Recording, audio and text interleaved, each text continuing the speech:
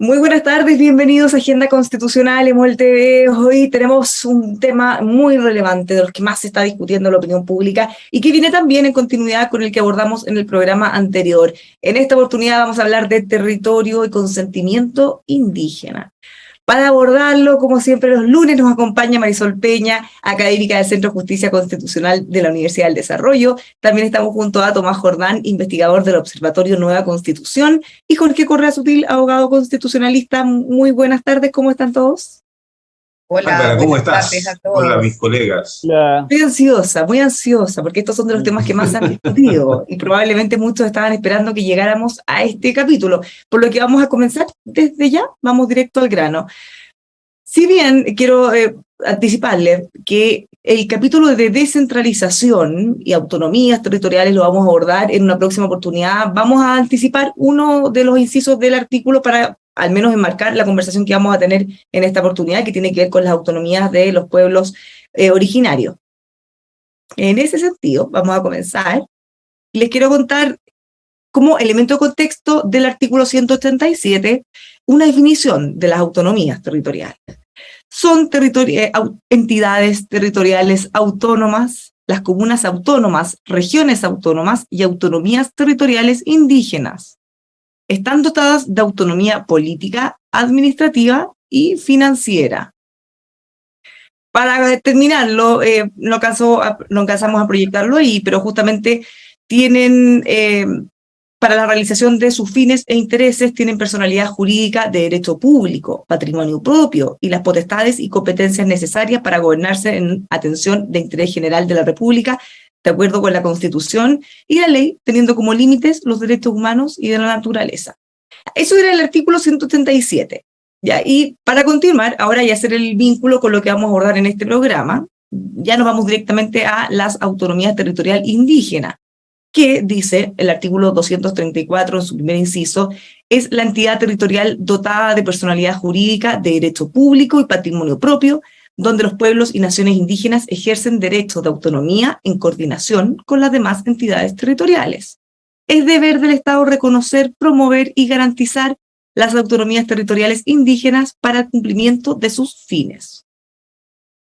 En el artículo 235 encontramos que la ley deberá establecer las competencias exclusivas de las autonomías territoriales indígenas y las compartidas con las demás entidades territoriales. Las autonomías territoriales indígenas deberán tener las competencias y el financiamiento necesario para el adecuado ejercicio del derecho de libre determinación de los pueblos y naciones indígenas. Marisol, ya teniendo el antecedente de una definición de lo que es autonomía territorial y haciendo la bajada específica, en este caso para autonomías territoriales indígenas, ¿qué entendemos de estos artículos? En primer lugar, que las autonomías territoriales indígenas son una de las entidades territoriales que van a caracterizar el futuro Estado regional en caso de aprobarse el texto de la Constitución propuesto por la Convención Constitucional. Las entidades territoriales van a ser básicamente, ¿verdad?, las regiones autónomas, las comunas autónomas, las autonomías territoriales indígenas. Estas tres gozan de autonomía y además corren por un carril propio y paralelo los territorios especiales, como el caso de la isla de Pascua. Eso para enmarcar. Ahora bien, ¿qué significa que una autonomía territorial indígena goce de autonomía? Me gustaría centrarse en ese punto porque probablemente mis colegas querrán explorar las otras características. La autonomía de las entidades territoriales indígenas tiene que ver con una norma de carácter general que está en los capítulos preliminares de la Constitución, de la propuesta, concretamente en el capítulo segundo, perdón, sí, bien dijo, en el capítulo primero, que tiene que ver con el hecho de el reconocerles a los pueblos y naciones indígenas no solo su autonomía, sino que su autogobierno. Y esto quiero decir que marca una diferencia fundamental respecto a aquellos que dicen que esto simplemente traduce los lineamientos del convenio 169 de la OIT sobre pueblos indígenas y países independientes. que más bien llama a reconocerles la identidad a los pueblos indígenas, a reconocer las instituciones que han tenido tradicionalmente, sus costumbres, pero en ningún caso autoriza a que formen entidades separadas dentro del territorio de un Estado. Por lo tanto, a mi juicio, separar la noción de autonomía territorial indígena del propio autogobierno que se les reconoce a estos pueblos en la propuesta constitucional sería no entender sistemáticamente la norma. Tomás. Sí, concuerdo con Marisol, y yo creo que aquí hay que establecer claramente que las autonomías territoriales forman parte del Estado regional. Me parece que eso es la primera cuestión relevante. Dos, que esta autonomía necesariamente al ser parte de la división político-administrativa del Estado, necesariamente son entidades que van a tener que ser o tener facultades en lo político-administrativo. Y esto es bien interesante y me parece importante decirlo, porque cuando uno habla de la plurinacionalidad, este es uno de los elementos que ejecuta la plurinacionalidad. Pero la plurinacionalidad es una forma de reconocer el autogobierno dentro de la unidad del Estado, dentro de los límites que la propia Constitución le dispone y dentro de la estructura que la Constitución establece. Es decir, dentro de la propia dinámica del Estado regional como unidades político-administrativas, porque si uno va a la norma principal que tú señalaste, la primera, y después a la autonomía territorial, es parte de las entidades territoriales del Estado regional. Por lo tanto, la pregunta sería cómo uno va a entender una autonomía territorial indígena de una manera diferente a la propia estructura y forma en que la Constitución la trata. Eso no es posible. En ese sentido, la autonomía territorial necesariamente va a requerir una bajada legislativa que fije sus funciones, sus atribuciones, es decir, sus competencias y de qué manera ese pueblo, en el caso que pueda activarse la creación de una autonomía, porque hay que señalarlo que las autonomías no se autoejecutan, sino que se tienen que disponer requisitos para su creación. Y por lo tanto, una vez que los pueblos tienen la capacidad de crear una autonomía, va a aplicar el estatuto jurídico de competencia. Y en ese sentido, la clave va a estar en determinar cuál es el ámbito de ejecución y de acción de ella. Me quedaría ahí para empezar. Jorge, ¿cómo entendemos? Porque por un lado se asegura o se dice que se tiene que asegurar el financiamiento, ¿ya? ¿Cómo se puede hacer eso? Y por el otro lado, queda sujeto a materia de ley. ¿Cuáles van a ser entonces las atribuciones? Es complejo para las personas que están haciendo un análisis y definiendo su voto, porque en este caso se habla de una autonomía territorial, pero no hay ninguna luz que más o menos nos oriente en qué tipo de cosas podrían quedar bajo su jurisdicción. Lo dices muy bien, Bárbara. Yo creo que es muy difícil saber con precisión qué va a pasar, qué competencias van a tener estas autonomías. Uno se calma cuando dice las autonomías van a tener la competencia que la ley disponga y entonces va a formar parte del Estado y no se pueden independizar. Pero al mismo tiempo, la Constitución establece algunas cosas generales que yo creo que nos estamos comprando un lío bastante grande. Tienen autonomía política. ¿Qué quiere decir autonomía política? Me parece a mí que el único significado posible de autonomía política es de autogobierno. Y por lo tanto el autogobierno excluye el gobierno de otros. No digo que vayan a tener soberanía, porque la competencia está por determinarse, pero cuando le determinen una competencia chica, los pueblos originarios van a decir, mire, si usted me prometió autonomía política, administrativa y financiera. O sea, esas tres cosas las defino yo con plena autonomía, porque si no, me engañó. Y eso es prácticamente un Estado dentro del Estado, si se toma en serio, digamos. El Estado tiene el deber, el Estado central, no está la competencia, pero el Estado central tiene el deber de reconocer, de promover y de garantizar las autonomías territoriales. Y esas tres cosas tiene que hacerle el Estado central. Y luego se dice que tienen que tener las competencias y el financiamiento necesario. Las competencias las fija la ley, pero tienen que tener las competencias y el financiamiento necesario, que lo otorga el Estado naturalmente, para el adecuado ejercicio del derecho a la libre determinación. Aquí hay de nuevo lo que subrayaba Marisol, o sea, estas competencias no van a poder ser un par de cositas chicas, digamos, de decir, usted puede sembrar lo que quiere en su tierra, usted puede hacer lo que... No, tiene que darme financiamiento y tiene que darme las competencias para tener la libre determinación con autonomía política, administrativa y financiera. Yo creo que es un tremendo cambio, digamos, y que no va a poder el legislador tomárselo poco en serio y decir, mire, no, van a tener estas pequeñas competencias como si fuera un municipio o una cosita así. No, estas tienen libre determinación. Tomás pidió la palabra, después María. Sí, yo creo que el texto establece cierto ajuste al accionar que Jorge señala que como que fueran abiertos. Me parece que hay que tener claridad de que las entidades administrativas tienen financiamiento en el marco de la ley de presupuesto. Eso está dispuesto en el texto constitucional. Dos, que la ley de presupuesto centralizada, es decir, que la dispone el presidente, es una facultad exclusiva del presidente de la República. Tres, que hay unas reglas que tienen que ver con la estabilidad económica y con lo financiero, que eso también son centralizadas. Cuatro, toda esta materia en ámbito regional, y si seguimos la lógica que son estructuras de parte del Estado regional, requieren responsabilidad y sostenibilidad fiscal, eso por lo financiero. Y por lo político, me parece que el autogobierno está determinado por la propia forma en que la Constitución dispone el autogobierno. Las comunas autónomas también tienen autogobierno. La pregunta es si ese autogobierno en un Estado de Derecho se ejerce de acuerdo a la Constitución y la ley o se ejerce de otra manera, porque el presidente de la República ejerce autogobierno. La pregunta que se tienen que hacer las personas, y por eso que hay que informar, es que si el autogobierno, el presidente de la República, porque Chile es soberano, la pregunta es si se ejerce libremente, arbitrariamente, o se ejerce de acuerdo al Estado de Derecho. Y el autogobierno, en un Estado de Derecho democrático, se ejerce de acuerdo a las competencias que la Constitución y la ley les señalan. No hay otra forma de ejercer el autogobierno. Y por lo tanto, cuando se habla de libre determinación, sí tiene que ser en el marco de la Constitución, de la ley y los tratados internacionales. Me gustaría eso aclarar, porque no es que uno pueda tomar decisiones fuera del marco de la Constitución y la ley, si eso no existe.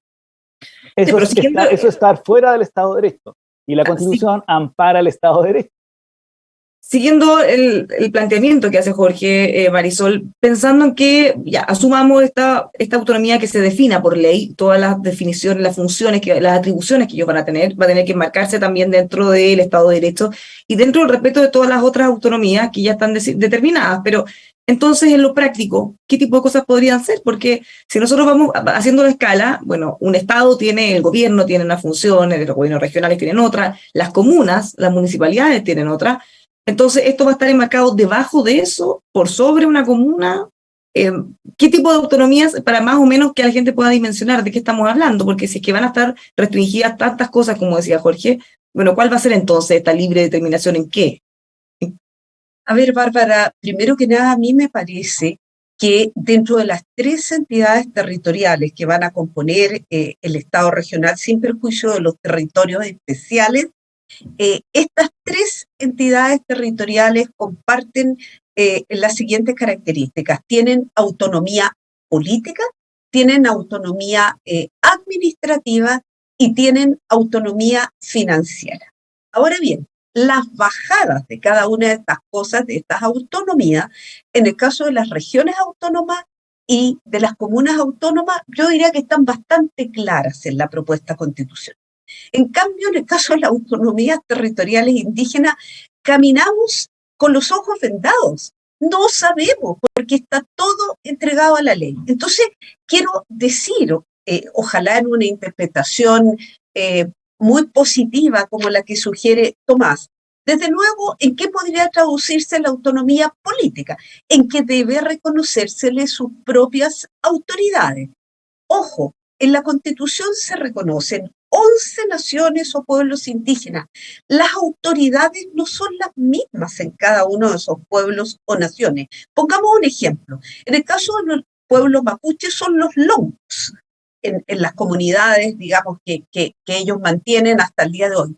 Pero en el caso, por ejemplo, de Rapa Nui, que es otra entidad territorial propia del Estado regional, es el Consejo de Ancianos. La autoridad que ha sido tradicional. Entonces ahí vamos a tener un problema de segmentaciones dentro del territorio. ¿Cuál va a ser la autoridad política en cada uno de estos pequeños segmentos que la ley vaya reconociendo. Voy ahora a la autonomía administrativa. ¿Qué significa en la práctica la autonomía administrativa? Que pueden darse la organización que estimen pertinente. En el caso, de nuevo, de las regiones autónomas, de las comunas autónomas, se sabe la estructura. Va a haber asambleas regionales, en fin, va a haber posibilidad de que participe la población, van a existir sus autoridades que se van a relacionar con las autoridades centrales, pero ¿cómo va a ser la organización de las autonomías territoriales indígenas desde el punto de vista administrativo? ¿Va a haber una especie de Ministerio del Interior? ¿Va a haber otra especie de Ministerio Público? Ojo, ¿van a poder tener sus propias policías? Es un tema no menor. Y por último, desde el punto de vista financiero, yo tiendo a concederle a Jorge aquí precisamente el punto de la tremenda duda. Fíjense que a nivel de las regiones autónomas se pueden imponer tasas y contribuciones desde el punto de vista económico. ¿Podría replicarse aquello por la ley? Cuando el mandato es tan amplio, a la ley no hay límites respecto a las autonomías territoriales indígenas. Y si nos empiezan a cobrar peajes por ingresar a Temucuicui, y no estoy planteando una película de ciencia ficción aquí, estoy planteando cosas que ya hemos visto. ¿Qué pasaría cuando esas realidades que ya se han ido evidenciando en el país sean potenciadas eventualmente desde la regulación constitucional? Yo creo que eso es lo que nos preocupa a muchos chilenos que estamos tratando de leer el texto, incluso de buena fe. Jorge, mirando esto, pensando que además no está definido, porque va a tener que hacerse también con bajada de ley, ¿cómo se va a definir o cómo se va a demarcar el territorio de cada autonomía territorial indígena? Eventualmente podría ocupar un espacio dentro de una comuna, eventualmente podría extenderse por 2 comunas o más. Entonces, en cosas tan cotidianas como, por ejemplo, los planos reguladores, son cosas que definen cada municipio.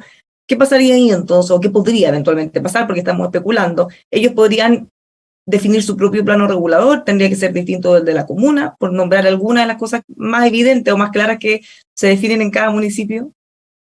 Es que yo creo que es mucho más que eso todavía, Bárbara, que los planos reguladores. Nosotros tenemos autonomías territoriales definidas en la Constitución, como decía Marisol, con competencias bastante claras a nivel regional y a nivel comunal, ¿eh? Y además tenemos una tradición que estamos cambiando en el caso de las regiones, afortunadamente, de más participación, y estamos con unas comunas que tienen mucha tradición, ¿eh? Aquí vamos a incorporar una figura nueva que no tiene tratamiento mayor en la Constitución, o sea, no está mayormente definido para qué estamos creando esta autonomía. Pero insisto, son autonomías que no solo tienen autonomía política, administrativa y financiera, que sabemos qué quiere decir en el caso de la región y el municipio. Aquí no sabemos qué es lo que quiere decir, pero sí sabemos que, a diferencia de las anteriores, son para la libre determinación. Ni San Bernardo ni Puchuncaví tienen autonomía para la libre determinación del pueblo de San Bernardo y de Puchuncaví. Tienen una autonomía que está fijada por ley, y esa es su autonomía política, digamos, el alcalde, el consejo, y como tú dices, fijan los planos territoriales o de edificación, etc. Pero aquí estamos en una figura distinta y mucho más potente, pues. Aquí dice libre determinación, entonces no creo que la ley le pueda entregar simplemente los planos reguladores a las autonomías territoriales, porque el señor de la autonomía territorial va a decir, oiga, pero ¿eso quiere decir libre determinación? No, libre determinación es libre determinación. Yo no estoy regido, Tomás decía, está regido por la Constitución y por la ley. Vamos a ver en el caso de la jurisdicción si está regido por la Constitución y la ley. Entonces va a decir, mire, a mí no se me aplica la ley chilena, pues. Porque si se me aplica la ley chilena, ¿cuál es mi autonomía y mi libre determinación? Yo creo que ahí vamos a tener un lío mayor, digamos. No quiero decir con esto que van a estar libres de la ley chilena. En parte sí, lo vamos a ver en un segundo. Pero lo van a reclamar. Lo van a reclamar porque la libre determinación tiene un significado que de otra manera pierde todo su sentido. Quiero agregar otro artículo que ha sido seguro de los más discutidos, que tiene que ver todo con lo que estamos conversando respecto a cómo se hace valer también estos derechos que hemos estado explicando. El artículo 191, el polémico artículo 191 en su inciso 2, afirma que los pueblos y naciones indígenas deberán ser consultados y otorgarán el consentimiento libre, previo e informado en aquellas materias o asuntos que les afecten en sus derechos reconocidos en esta Constitución. Marisol. Esto ha sido muy debatido respecto a cuál es el alcance, porque hay, de esto lo vimos en el programa pasado, la consulta, que es lo que ya estábamos acostumbrados, está muy en línea con el convenio 169, si bien el objetivo, por supuesto, de la consulta es llegar a un consentimiento, llegar a un acuerdo, y no solo meramente preguntarle. Bueno, en este caso se habla de consentimiento expreso. En medio de la discusión, quienes defienden este artículo dicen que tiene que ver solamente con la entidad territorial, solo con este espacio que es lo que hemos estado conversando. Entonces, ¿qué podemos entender? ¿Cómo podemos acotar o no este consentimiento que se necesita de los pueblos indígenas? Bueno, en primer lugar, yo creo que es bien importante precisar la diferencia entre una consulta y el consentimiento, porque además aquí, en el artículo 191.2, se exigen ambas instituciones copulativamente. Hablamos de copulativamente cuando la conjunción que se usa es y, no o. Cuando se usa o, es una u otra. En este caso se requiere consulta y consentimiento libre, previo e informado. Una consulta, en general, es una institución jurídica que tiene por objeto a llegar a una opinión que no es vinculante al órgano que en definitiva debe tomar la decisión. Eso es una consulta. Los consejos asesores que existen en diversos órganos públicos son consultivos por regla general, puesto que tienen por objeto evacuar esa opinión que ilumine a quien va a adoptar la decisión. El consentimiento, por el contrario, es una institución, digamos, bastante común en el derecho privado. En materia de contrato, el contrato se forma cuando se logra el consentimiento de las dos partes, el arrendador y el arrendatario, el comprador y el vendedor. Y significa que se ha formado una voluntad que obliga. Entonces, quería aclarar esto porque jurídicamente no es lo mismo consulta que consentimiento. Ahora bien, se nos dice que esto no tiene nada distinto al convenio 169 de la OIT.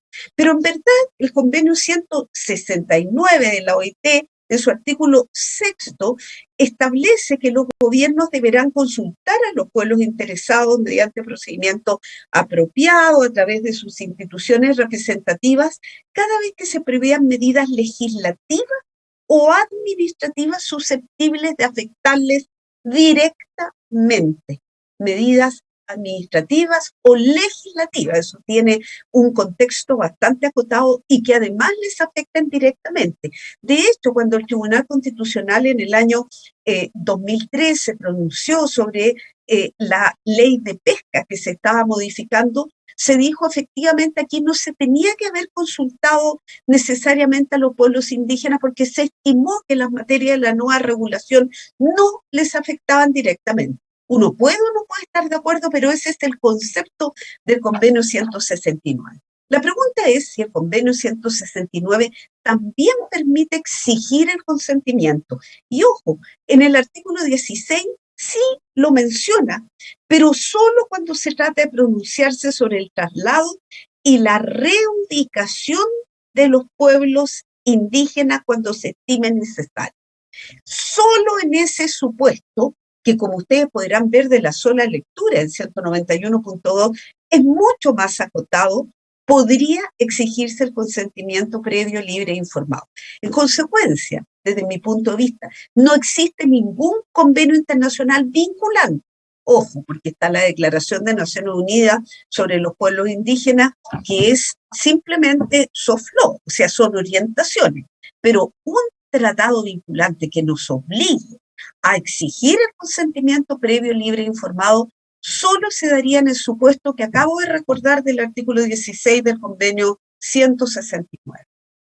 Tomás, ¿qué tan acotado no es esto realmente? Y la dificultad que hay para entender también en qué tipo de casos, entonces, porque se ha descartado que se necesite el consentimiento para hacer una reforma constitucional por distintas razones. Dicen que no está en el capítulo de la reforma constitucional, si bien aquí dice que hay que consultarle, pedirle consentimiento para cualquier materia que afecte sus derechos, es una discusión que se ha abierto, pero incluso sacando la reforma constitucional. Entonces, ¿en qué tipo de cosas concretas habría que pedirle un consentimiento? Para empezar a aterrizar el término. Sí, a ver, yo creo que Marisol hace una buena distinción y concuerdo con ella entre consulta y consentimiento. El texto lo trata de manera diferenciada y por lo tanto no se puede hablar de consentimiento sin la consulta. Es decir, el derecho a la consulta, establecido en el artículo 66, dispone una regla general para los pueblos, para aquellas medidas administrativas y legislativas, porque es un derecho fundamental dispuesto en el capítulo de derechos fundamentales. En cambio que el consentimiento previo está en otro apartado, en el capítulo de Estado regional, en un artículo bien particular que se llama la participación de las personas en las entidades territoriales. Y el 191.1 se refiere a las decisiones de las autoridades en el ámbito regional. Por lo tanto, y ahí aparece el consentimiento. A mi juicio, desde el punto de vista constitucional, y hay que dejarlo claro, al menos para mí, de que hay que hacer esa distinción y por lo tanto el consentimiento solo podría concurrir en aquellas materias respecto a la cual fue redactado, es decir, la participación de las personas en las entidades territoriales y en particular sobre las decisiones públicas de acuerdo al punto 1. Ahora bien, a tu pregunta concreta, no hay respuesta concreta. ¿Por qué razón? Porque las decisiones públicas necesariamente van a tener que definirse en qué decisiones públicas las personas, los pertenecientes a los pueblos van a tener que expresar su consentimiento. Claramente da a entender que tiene que ver con decisiones de autoridad sobre asuntos que afecten sus derechos. ¿Y cuáles son sus derechos? Por ejemplo, a la tierra, al territorio, sus derechos culturales, como la educación, como la salud.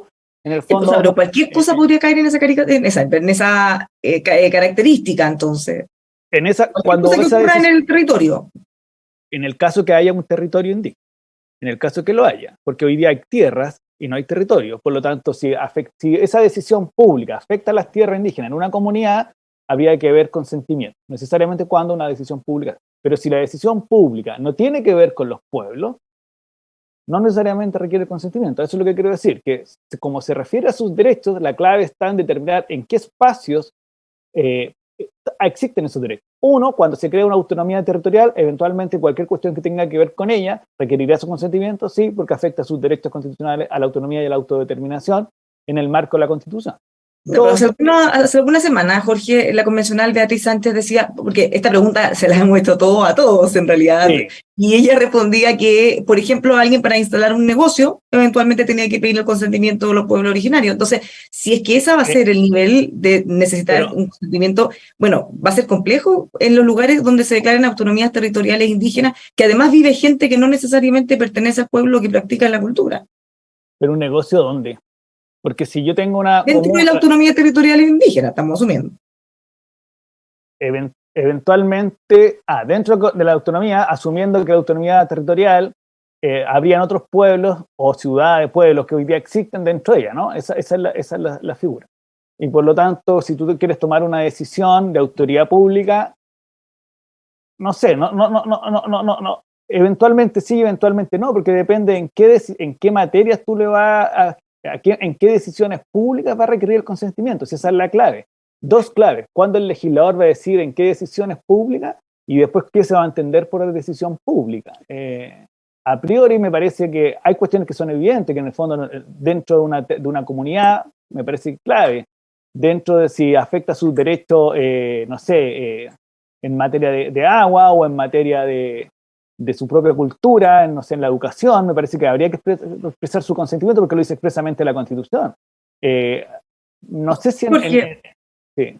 Perdón, para ir avanzando, si estamos hablando de actividades, por ejemplo, forestales o de centrales hidroeléctricas, entre otras, que eventualmente pudieran estar dentro de lo que se defina como una autonomía territorial indígena, entonces, ¿todo ello tendría que pedirle un consentimiento al pueblo indígena? Esto quedó muy mal redactado, Bárbara, y se va a prestar a las discusiones que ninguno de los panelistas ni los que discutimos puede asegurar su resultado. Eso es lo primero que yo quisiera decir. O sea, si tú lees el lenguaje de la norma, es tan amplio que la reforma constitucional requeriría acuerdo indígena. Eso no cabe duda.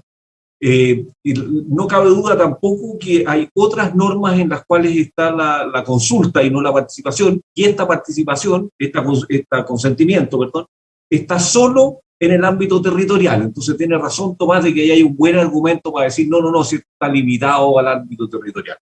Pero después está el contraargumento de decir no, si esto lo iban a aclarar y rechazaron la indicación, ¿eh? Entonces alguien podría decir esto se aplica ampliamente a toda reforma, incluso a las reformas constitucionales, las reformas legales, qué sé yo, porque los otros lo rechazaron, ¿eh? Ahora, si tú vas al contexto, es muy rara la norma, porque parte diciendo participación en las entidades territoriales en el Estado regional. Esa frase no se entiende, porque es participación de las entidades territoriales en el ámbito regional. No dice dice en. Participación en las entidades territoriales en el Estado regional. Es rarísimo.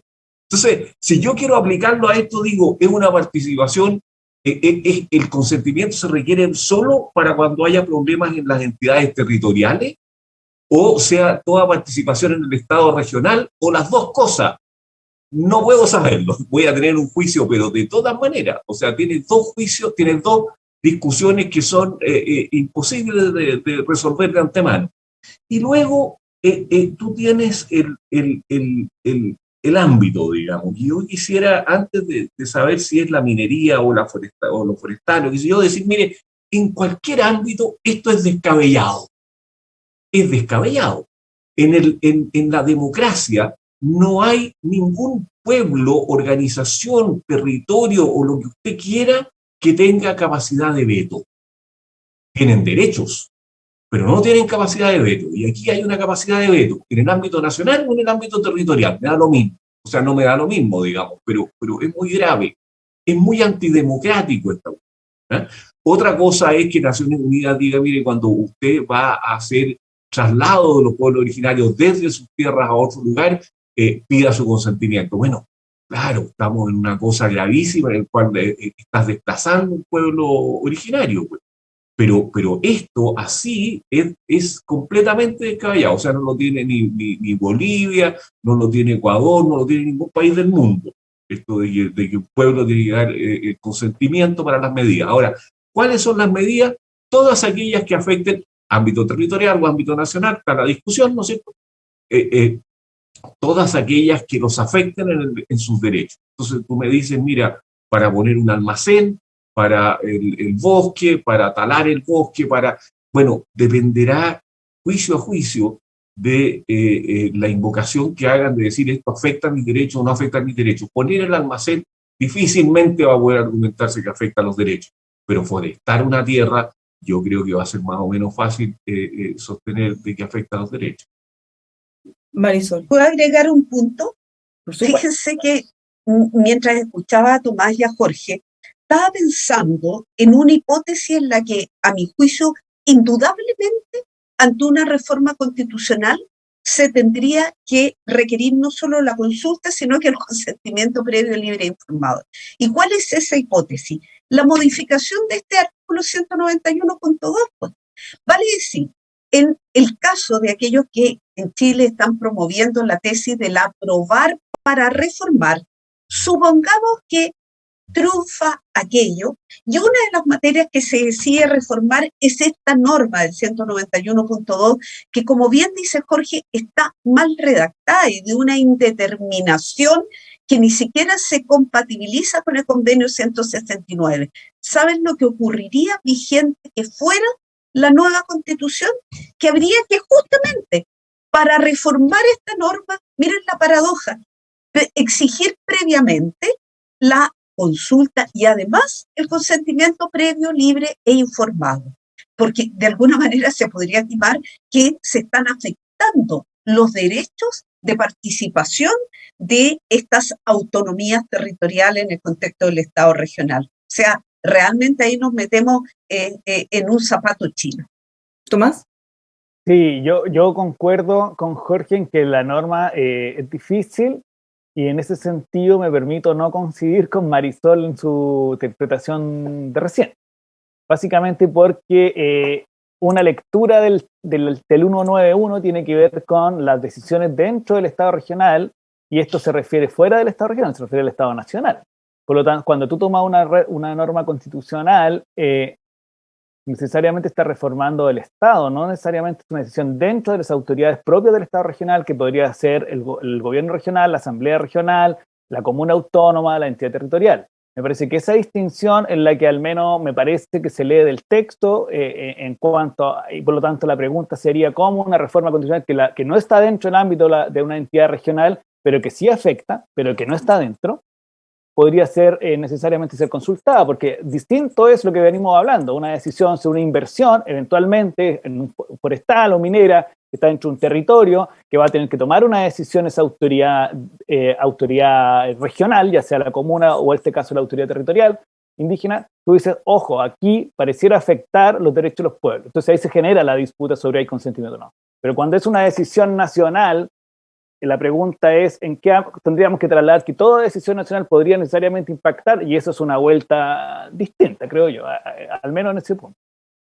No, yo ahí, perdón, pero yo creo que ahí sí afecta, muy decisión nacional será, pero afecta los derechos de los pueblos y naciones indígenas en su territorio que forma parte del Estado regional. Por lo tanto, yo creo que la interpretación que he sustentado no es antojadiza, no quiero ser dogmática con esto, pero digo que es una posibilidad. En otras palabras, si yo fuera de repente la Machi Francisco Linconado, estaría totalmente de acuerdo con lo que yo acabo de decir, habría dicho... No, seguramente. Pero quiero decir que como concurre el derecho a la consulta y al consentimiento, no pueden existir los dos. Por lo tanto, la pregunta es, ¿cuál es la regla general? Y la regla general son las medidas administrativas y legislativas, que es la consulta. Por lo tanto, cuando tú tienes que aplicar una regla de carácter general, la tienes que aplicar. En este caso, pero una reforma constitucional, Tomás, es más que una medida legislativa en estricto senso. Es una modificación a la Constitución, aun cuando se tramite mediante una ley. Ya, pero yo creo que estaríamos en camino a decir que no hay ninguna reforma constitucional que afecte a los pueblos que no se tenga que consultar. Uy, porque eso es lo que preocupa a algunos. No, en el siguiente sentido, si el consentimiento no se aplicase y la consulta tampoco, siguiéndote a ti, jamás deberían ser consultados los pueblos, ni siquiera, ¿para qué decir consentimiento? Entonces estamos cayendo en una interpretación que eventualmente sí el consentimiento, pero no la consulta. Me parece que estamos, al menos me permito disentir por lo menos. Ya, pero es un tema que sin duda se podría abrir, porque al menos hay algún espacio para esa interpretación, dentro de la poca claridad que hemos podido lamentablemente hacer de estos temas que son tan relevantes o que podrían tener tanta implicancia en la vida práctica. Vámonos con el último tema que escogimos para hoy, que también tiene que ver, por supuesto, con los pueblos indígenas y tiene que ver con el sistema de justicia. Esto es muy relevante, 309. En su inciso primero, el Estado reconoce los sistemas jurídicos de pueblos y naciones indígenas, los que en virtud de su derecho a la libre determinación coexisten coordinados en un plano de igualdad con Sistema Nacional de Justicia. Estos deberán respetar derechos fundamentales que establecen en esta Constitución y los tratados e instrumentos internacionales sobre derechos humanos de los que Chile es parte. La ley determinará los mecanismos de coordinación, de cooperación y resolución de conflictos de competencia entre sistemas jurídicos indígenas y las entidades estatales. En el artículo 329 establece que la Corte Suprema conocerá y resolverá las impugnaciones deducidas en contra de las decisiones de la jurisdicción indígena. Lo hará en sala especializada y asistida por una consejería técnica. Tenemos acá los lineamientos, al igual de lo que estuvimos hablando de las autonomías territoriales, no hay mayores bajadas, está esta definición, no tenemos claro cuáles son las materias que se podrán ver en este sistema de justicia paralelo. Lo que sí está muy claro es que, independiente de todo, esto va a estar por debajo de la Corte Suprema, al igual que el sistema de justicia ordinario. Jorge, ¿cómo ve esto? ¿Qué cosas quedaron pendientes o no? ¿Cómo se puede interpretar? Lo veo bastante oscuro, Bárbara. Mira, lo veo bastante oscuro porque me parece que no tienen los pueblos originarios un desarrollo de derecho avanzado, digamos. Entiendo que en los pueblos aymara hay alguna función judicial que se ejerce ancestralmente, pero en general no tenemos bueno, desde luego no está escriturado este derecho. Y me parece a mí que en la sociedad moderna en la cual vivimos todos, incluyendo los pueblos originarios de Chile, la gente pide y reclama con razón que las normas sean conocidas con antelación a que los juzguen por una determinada materia.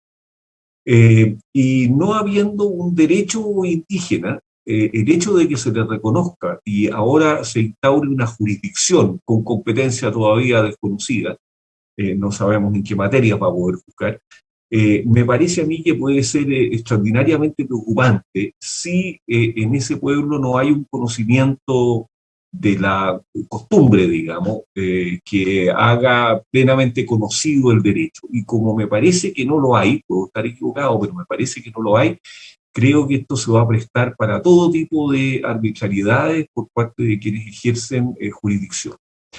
Me parece preocupante, en segundo lugar, y con esto termino, el hecho de que esta jurisdicción deba respetar los derechos fundamentales establecidos en la Constitución y en los tratados internacionales, y nada más. O sea, es una jurisdicción que está libre del resto de la Constitución, que está libre, por ejemplo, en materia de protección del medio ambiente, que está libre del Código Penal, que está libre del Código Sanitario, que está libre del Código del Trabajo. A mí me parece muy preocupante, ¿sabes? Me parece muy preocupante que el único límite que vaya a tenerse a ese, en cualquiera sea la competencia, aunque se le otorgue una competencia limitada en materia de, no sé, de protección del pastoreo de animales, digamos, bueno, el Código Sanitario va a terminar rigen hoy día esas cuestiones, y la protección de la naturaleza también, y el envenenamiento de las aguas y el qué sé yo. Si eso no está, no es obligatorio para la jurisdicción, como no lo es conforme a la Constitución, yo creo que estamos muy mal. Tomás, ¿qué podemos decir de este sistema de justicia para pueblos originarios? Sabemos también que puede haber uno por cada pueblo, podrían ser 11, y que van a estar en igualdad de condición en paralelo con la justicia ordinaria, con el sistema nacional de justicia tradicional. Sí, hay dos cosas. Yo creo que coincide con lo anterior, la apertura de la norma constitucional. Yo creo que en eso debería haber sido el constituyente mucho más concreto, tanto en las autonomías como en esto. Creo que ese es un error, sobre todo porque cuando hay que dar seguridad era necesario ser. Dos, me parece que las justicias paralelas, sí, tú lo decías en un comienzo, hay que tener claridad que siempre la Corte Suprema va a ser el órgano final de resolver toda esta cuestión. Y la Corte Suprema es un órgano que ejerce jurisdicción. Y lo que va a tener es una consejería respecto a los asuntos de los pueblos. Por lo tanto, aquí si uno tuviera que decir que la jurisdicción nacional o el sistema nacional va a tener preeminencia final sobre esto, básicamente por la Corte Suprema. Tres, creo que hay una cuestión que hay que tener claridad, que la justicia indígena se sostiene en su costumbre. Y a nivel comparado, como se sostiene en su costumbre, solo va a poder ejercerla respecto a aquellas cosas que sean parte de su costumbre, no aquellas cuestiones que no son parte de su costumbre. Uno. Pero eso no está establecido en el texto. No, pero la justicia, lo que pasa es que la justicia indígena se sostiene en la costumbre jurídica de los pueblos, por lo tanto uno tiene que hacerse cargo de que la única justicia que pueden impartir es sobre la costumbre jurídica. 3 o 4, 5, ya no sé, tiene que ver con que el legislador sí debería de señalar, y ojalá o eventualmente una reforma entre quienes se aplica la costumbre indígena en materia de justicia. Y a mi juicio hay dos criterios que son clave. Una, que se aplique entre personas del mismo pueblo, y dos, en materia que excluya materia penal, y generalmente se abarca ciertas materias comerciales y de familia. Y 4, y ahí que termino, que el límite que señala el texto es porque es un límite que son los derechos fundamentales y los derechos humanos establecidos en los tratados, que operan como límite. ¿Qué quiero decir con eso? Que en ningún caso la justicia de los pueblos podría vulnerar un derecho fundamental. Derechos fundamentales de la conciencia, la salud, el debido proceso, el trabajo, nada, voy a decir, y además, los tratados internacionales ratificados por Chile tienen el mismo rango constitucional que los derechos fundamentales, por esa razón, y por lo tanto el límite es amplísimo en cuanto a la cantidad de límite que tiene la justicia de los pueblos, porque básicamente son todos los derechos. En ese sentido, Marisol, opera como una muralla bien gruesa a esa justicia. Marisol, lo mencionaba Tomás, hay dos grandes temas que se discutieron en su momento y que fueron rechazados, y es justamente excluir las materias penales dentro de la jurisdicción del sistema de justicia indígena, y también se excluyó la posibilidad de que fuera voluntario o que si afectaba a alguien que no formara parte de este pueblo originario pudiera escoger el sistema tradicional. ¿Qué tan complejo puede ser eso? O en realidad podemos asumir que lo más probable es que se va a legislar así.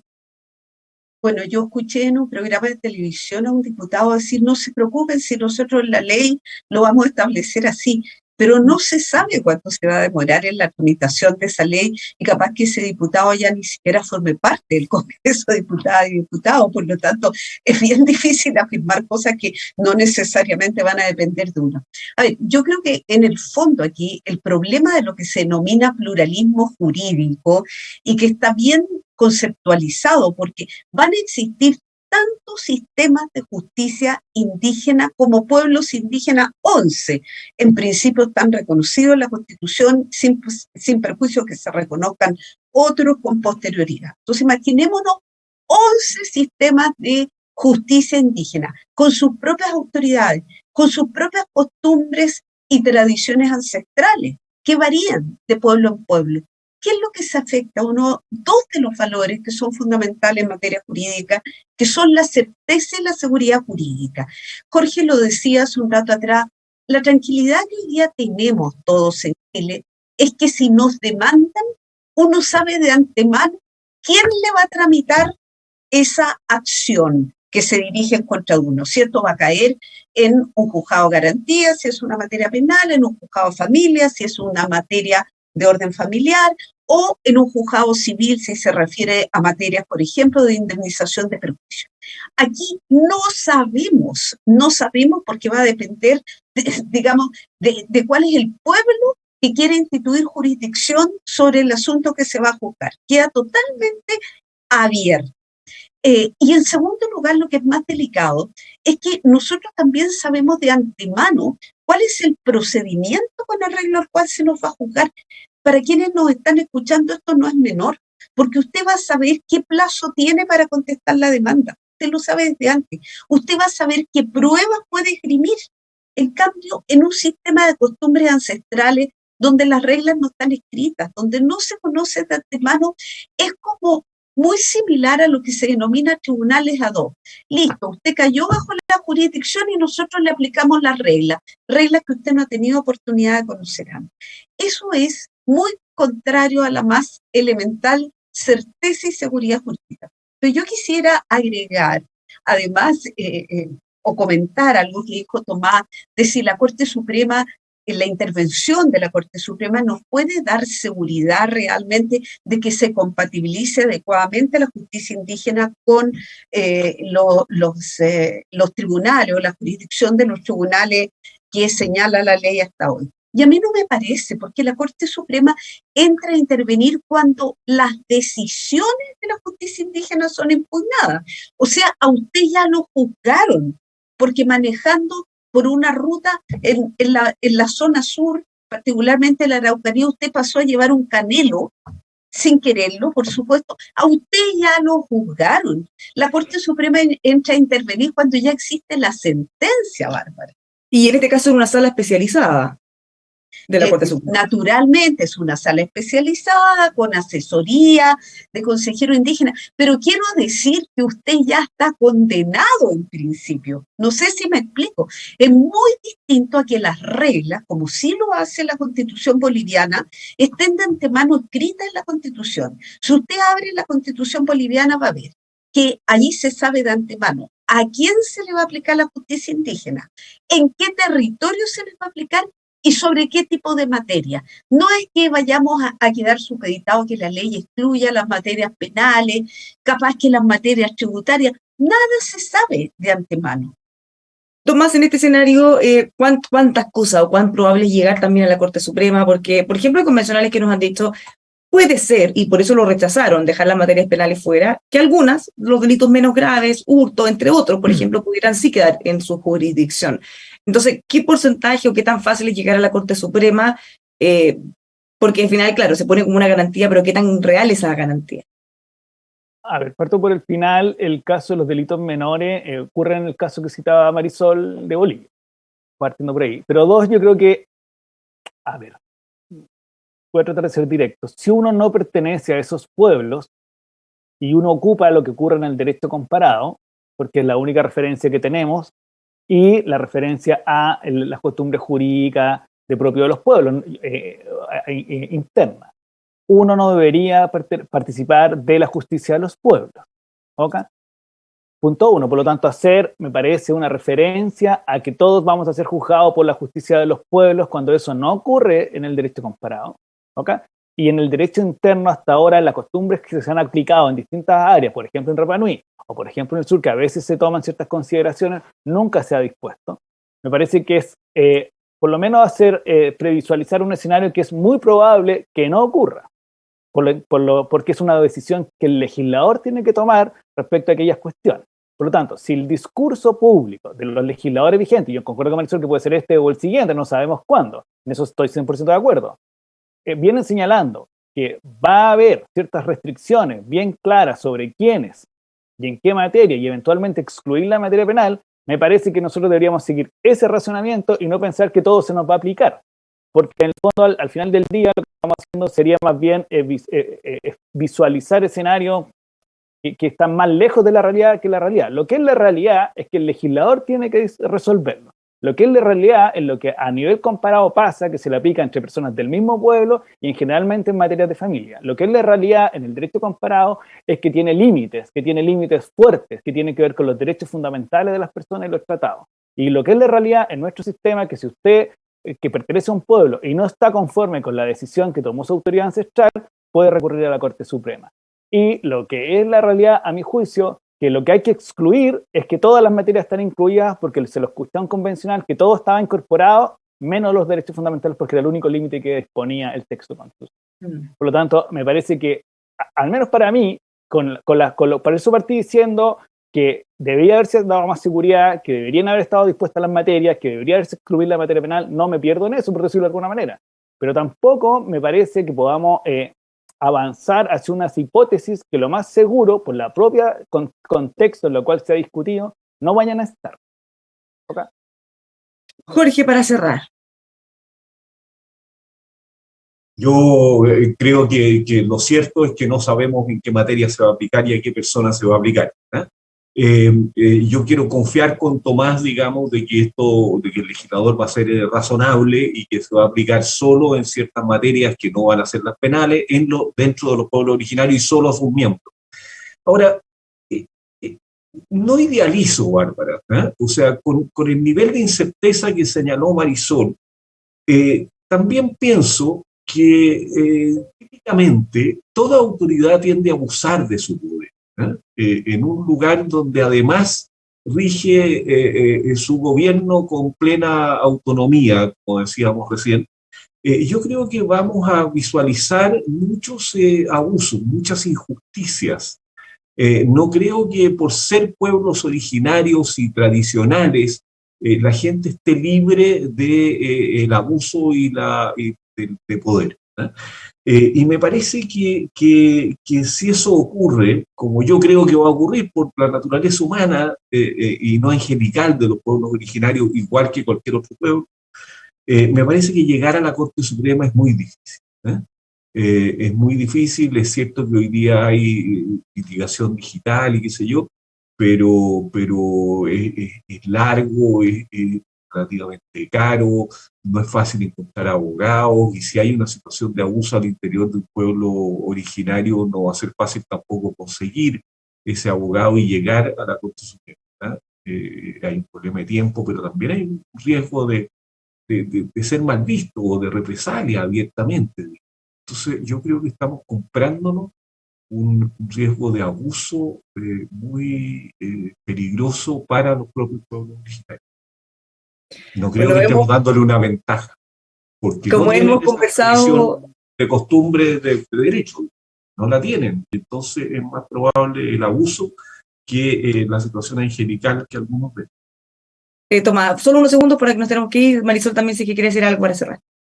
Sí, solo una cosa que coincido en parte con lo que dice Jorge, solo que supongo yo, pero no lo sabemos, que si un pueblo no tiene costumbre jurídica, ¿cómo va a activar su sistema de justicia si no lo tiene? Creo que aquí hay que ponerle el ojo y seguimiento a aquellos pueblos que tienen costumbre jurídica, porque la costumbre está definida. No es que tú puedas tener costumbre a partir de hoy día, no. Pues Sí, pero no está puesta la exigencia, Tomás. Si estuviera puesta la exigencia, yo me tranquilizo, pero no está puesta. Claro, porque dice Está garantizado que van a tener jurisdicción y sabemos que no tienen una costumbre jurídica muy evolucionada.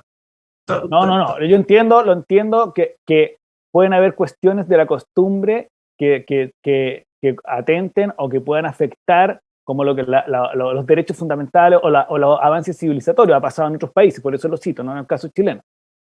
Pero eso está resguardado respecto del límite de los derechos fundamentales. Respecto de la existencia de la costumbre, me parece que eso es anterior a lo que estamos hablando. Es decir, si tú no tienes una costumbre, ¿cómo vas a aplicar un derecho constitucionario? Entonces, y la autoridad no van a nombrar, no van a pedir que nombren al juez, y usted no tiene costumbre. No, si usted me garantizó jurisdicción indígena, pues no tiene costumbre, Jorge, si me la garantizó constitucionalmente. O sea, a ver, si miramos rigor, lo que dice el texto es el Estado reconoce los sistemas jurídicos de los pueblos. No dice si tuviera se los reconoce, o sea, da por hecho que los tienen, o no condiciona. Reconocer es volver a conocer. Eso significa la palabra reconocer. Volver a conocer. Por lo tanto, tú tienes que tener uno para que te lo reconozcan. Eso, si nosotros queremos ocupar el lenguaje castellano. Entonces, a eso es lo que voy, que si tú no tienes costumbre jurídica, ¿cómo te la van a reconocer? A eso es lo que quiero decir. Porque en virtud del derecho a la libre... En las conversaciones que había tenido nunca había escuchado se abre otro flanco, en el fondo, de establecer quienes sí tenían un sistema jurídico previo o no. Es más, ahora aquí hay con más duda de cuándo empezamos el programa. Eso es lo que pasa. Este programa fue muy complejo y lamentablemente, como hemos estado conversando, hay más dudas que certezas. Están los planteamientos, están en el fondo las definiciones de la autonomía territorial indígena, está la definición del consentimiento dentro de ese marco y este sistema de justicia de pueblos originarios que hemos definido, pero hay muchas dudas que van a quedar sujetas materiales. Vamos a estar mirando entonces qué pasa con esto. A ver si en una de esas son las cosas que se plantean en los acuerdos previos, post plebiscito, a poder ir ajustando. Le quiero dar las gracias, como siempre. Muchas gracias, Jorge, Tomás, Marisol, por esta conversación tan interesante, medio inconclusa, sí. A ti, Bárbara, muchas gracias. Muchas gracias. Buenas tardes a todos, gracias. Ya traeremos más certeza en el próximo programa, pero muchas gracias. Nos dejamos a todos. No es círculos profesionales, Bárbara, eso hay que dejarla clara. Bueno, sí, efectivamente ellos tampoco se ponen de acuerdo o tienen interpretaciones distintas, así que hay un tema. Vamos por ese acuerdo pre-4 de septiembre. Ese es el desafío. Qué bueno sería. Muchas gracias. Dejamos todos estos temas planteados, las cosas que se podrían eventualmente acordar. Aquí en Agenda Constitucional de MOL TV nos volvemos a encontrar en el próximo programa.